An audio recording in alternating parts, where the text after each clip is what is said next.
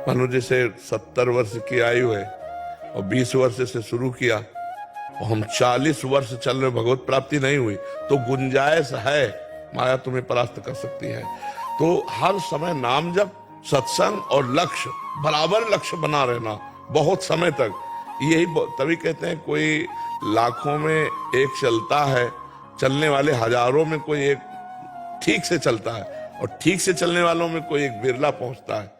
बिरला पहुंचता नहीं, इतने मनोरंजन वाटिकाएं हैं कंचन कामिनी कीर्ति की कि उसी में जीव गिर जाता है। जैसे उसने कभी भावना की कि अगर हमें ये सुख मिलता तो जी भर के भोगते, और भजन कर रहा है तो पहले भगवान नहीं मिलेंगे, पहले उसके सामने वो सुख आएगा जो उसने चाहा है। ये पक्का है हमारे? पक्का 1000%। जो इच्छा करी हो मन माही, प्रभु प्रसाद कछ दुर्लभ नाही। जब रावण ने लात मारा था तो कहा नहीं था विभीषण जी ने, लेकिन सोचा था कि मैं जा रहा हूं राम जी की शरण में, तेरा नाश करवा के इसी सिंहासन पर बैठूंगा। तो भगवान ने जाते ही पहला काम किया था, समुद्र का जल मंगा करके लंकाधिपति कहा था आओ लंकेश। तो घबरा गए कि प्रभु मैं तो आपकी शरण में आया हूं, लंकेश बनने नहीं आया। तो प्रभु ने कहा नहीं, इस बात को स्वीकार करो। तो उन्होंने कहा हाँ, उर कछु प्रथम वासना रही, पर प्रभु पद प्रीति सरित सो बही। प्रभु थी मन में बात, पर अब आपके चरणों को देखकर प्रेम सरिता में बह गई। अब मुझे लंकेश नहीं, आप अपने चरणों का नहीं, बोले लंकेश भी बनो, चरणों की दासत्व भी प्राप्त करो। तो हमें लगता है कि अगर हमारी वासना कोई है अंदर, फिर आगे भजन के बल से पहले वो वासना पूरी होगी। नष्ट तो नहीं होगा साधक, भ्रष्ट तो नहीं होगा, बादलों की तरह छिन्न भिन्न तो नहीं होगा, क्योंकि भगवान का जन है, पर निर्वासनिक बिना हुए वो आगे उन्नति को प्राप्त नहीं होता। इसलिए वासना कोई न कोई बनी रहती है, और जहां भजन हुआ तो कंचन कामिनी कीर्ति इनका संयोग होने लगता है, तो साधक मनोरंजन में लग जाता है, फिर वो मार्ग रुक जाता है। इसीलिए जन्म जन्म मुनि यतन कराही, अंतराम कही आवत नहीं। तो प्रयास करते रहो, कभी चूक मत करना। यही महाराज जी जो आपने कहा, यही स्थिति मेरे साथी से कैसे बचे? नाम जप खूब, और नाम जप बढ़ाओ, पावर बढ़ाओ, राधा राधा राधा राधा राधा राधा, और गलत संग ना करना। राधा राधा कहते हुए भी यदि गलत संग करोगे, नारद जी से प्रश्न हुआ कस्तरति कस्तरति कस्तरति मायाम, कौन तर जाता है, कौन तर जाता है, माया से कौन तर जाता है? तो बोले यो महानुभाव सेवते, यो संगास त्यजति, यो ममतास त्यजति।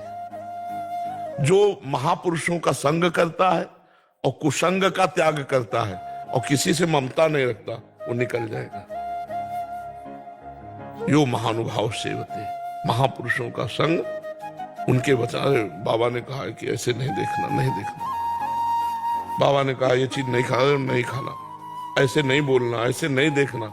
रोज सत्संग सुनो, हर एक दिन नया नया आपको मिलेगा उपदेश, उसी से आपका जीवन पार हो जाएगा।